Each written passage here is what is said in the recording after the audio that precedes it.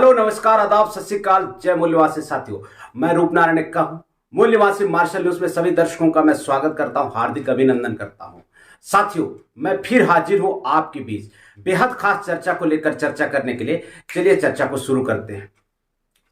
12 दिसंबर को जयपुर में राहुल गांधी का कार्यक्रम हुआ और राहुल गांधी ने कहा कि मैं हिंदू हूं, हिंदुओं का राज लाना चाहता हूं, हिंदू राज लाना चाहता हूं। और एक तरफ दावा करता है भाजपा कि हम राम राज लाना चाहते हैं।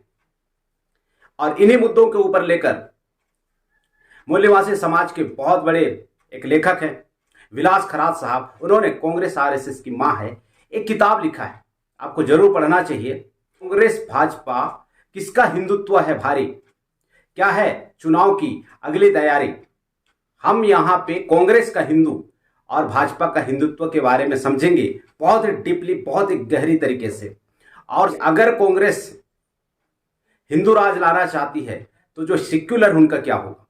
अगर कांग्रेस हिंदू राज लाना चाहती है तो सेक्युलर लोगों का क्या होगा, जो सेक्युलर होने की वजह से कांग्रेस को पसंद करते थे। और एक समय पे कांग्रेस दम भरता था कि हम सेक्युलर हैं, लेकिन आज सरेआम राहुल गांधी हिंदू होने का दावा कर रहे हैं। कांग्रेस कुछ समय पहले सेक्युलर होने का दावा करता था। सारी पारी उस वीडियो को देखिए, आपको समझ में आएगा कि हिंदुत्व क्या है। मैं आपको हिंदू शब्द और हिंदुत्ववादी शब्द के बीच में फर्क बताना चाहता हूं। देश की राजनीति में आज दो शब्दों की टक्कर है, अलग शब्दों की। इनके मतलब अलग हैं। एक शब्द हिंदू, दूसरा शब्द हिंदुत्ववादी। मैं हिंदू हूं मगर हिंदुत्ववादी नहीं हूं। ये सब हिंदू हैं मगर हिंदुत्ववादी नहीं है। और आज मैं आपको हिंदू शब्द और हिंदुत्ववादी शब्द के बीच में फर्क बताना चाहता हूं। भाइयों और बहनों, महात्मा गांधी हिंदू, सही बोला, महात्मा गांधी हिंदू। गोडसे हिंदुत्ववादी।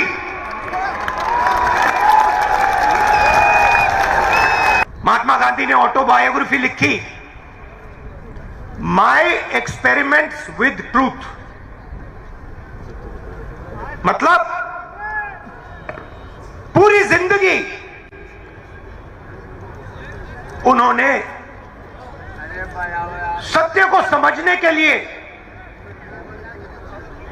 सच को ढूंढने के लिए बिता दी। और अंत में एक हिंदुत्ववादी ने उनकी छाती में 3 गोली मारी।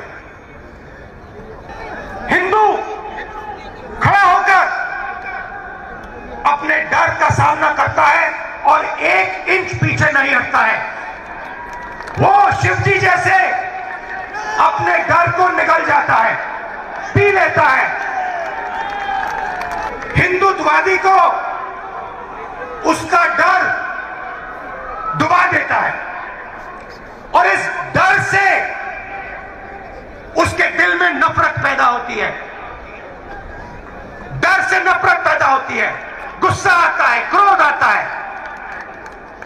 हिंदू डर का सामना करता है, उसके दिल में शांति पैदा होती है, उसके दिल में प्यार पैदा होता है, उसके दिल में, उसके अंदर शक्ति पैदा होती है। ये भाई और बहनों, हिंदुत्ववादी और हिंदू के बीच में फर्क है। मैं आपको ये भाषण क्यों दिया? क्योंकि आप सब हिंदू हो, हिंदुत्ववादी नहीं। और ये देश हिंदुओं का देश है, हिंदुत्ववादियों का नहीं है। फिर ये हिंदू है क्या? ये हिंदू क्या है? ये हिंदू पर्शियन भाषा का शब्द है जिसका अर्थ होता है हारा हुआ। नीच कायर काला चोर गुलाम।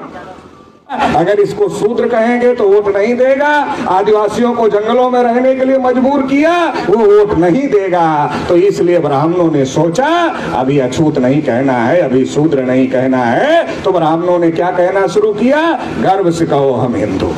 हमारे गली मोहल्ले में आकर ब्राह्मणों ने कहना शुरू किया, गर्व से कहो हम हिंदू हैं। हमारे लोगों को पता ही नहीं हिंदू क्या है। हमारे लोगों को लगा होगा कोई अच्छा शब्द है, तो हमारे लोगों को भी थोड़ा गर्व हो गया। हमारे लोगों को नहीं पता कि जिन ब्राह्मणों ने हमें शूद्र घोषित किया था, जिन ब्राह्मणों ने हमें अछूत घोषित किया था, वो आज हमें हिंदू क्यों कह रहे हैं। वो हिंदू इसलिए कह रहे हैं कि हिंदू रामायण में कहीं लिखा हुआ है, हिंदू महाभारत में कहीं लिखा हुआ नहीं है, हिंदू वेद और पुराण में कहीं लिखा हुआ नहीं है, हिंदू श्रुति और स्मृति में कहीं लिखा हुआ नहीं है। फिर ये हिंदू है क्या? ये हिंदू क्या है? ये हिंदू पर्शियन भाषा का शब्द है जिसका अर्थ होता है हारा हुआ, नीच कायर काला चोर गुलाम। और शूद्र का अर्थ भी गुलाम होता है और हिंदू का अर्थ भी गुलाम होता है। मतलब केवल शब्द बदल दिया, अर्थ में कोई परिवर्तन नहीं किया। तब शूद्र कहकर गुलाम कहते थे, आज हिंदू कहकर गुलाम कह रहे हैं और हमको हिंदू कहकर गुलाम कहते हैं। फिर क्या कहते हैं, एक एक मुसलमान 14-14 बच्चे पैदा कर रहे हैं।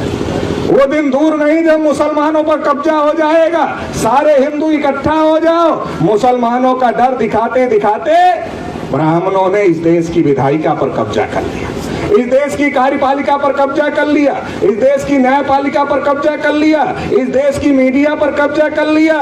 डर मुसलमानों का दिखा रहे हैं, कब्जा ब्राह्मण कर रहे हैं। शेड्यूल कास्ट का कोटा पूरा नहीं हुआ, शेड्यूल ट्राइब का कोटा पूरा नहीं हुआ, ओबीसी का कोटा पूरा नहीं हुआ। मुसलमान जो गुलाम भारत में 33% प्रशासन में थे, वो आजाद भारत में 2-2.5% पर आ गए। मतलब शेड्यूल कास्ट का सत्यानाश कर दिया, शेड्यूल ट्राइब का सत्यानाश कर दिया, ओबीसी को इस देश में कुछ नहीं मिला, मुसलमानों का सत्यानाश कर दिया।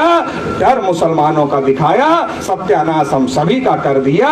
इसका मतलब ये है कि इस देश में हम लोगों ने किसी का हिस्सा नहीं खाया, क्योंकि ब्राह्मण शेड्यूल कास्ट को शेड्यूल ट्राइब से लड़ाता है, शेड्यूल ट्राइब को शेड्यूल कास्ट से लड़ाता है और ओबीसी को SC ST दोनों से लड़ाता है और SC ST ओबीसी को मुसलमानों से लड़ाता है। मगर हम में से किसी ने किसी का हिस्सा नहीं खाया, क्योंकि जब हम लोगों का ही कोटा पूरा नहीं हुआ तो हम दूसरे का हिस्सा कैसे खाएंगे।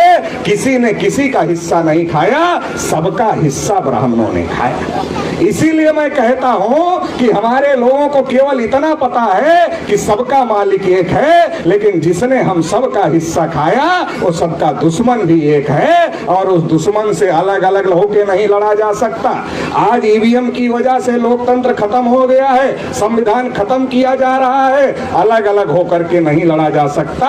इसलिए एकजुट होना होगा, तमाम SC ST OBC माइनॉरिटी के लोगों को एकजुट होना होगा और ब्राह्मणों ने जो नाइंसाफी का निजाम कायम किया है इसको ध्वस्त करना होगा और इंसाफ कायम करना होगा।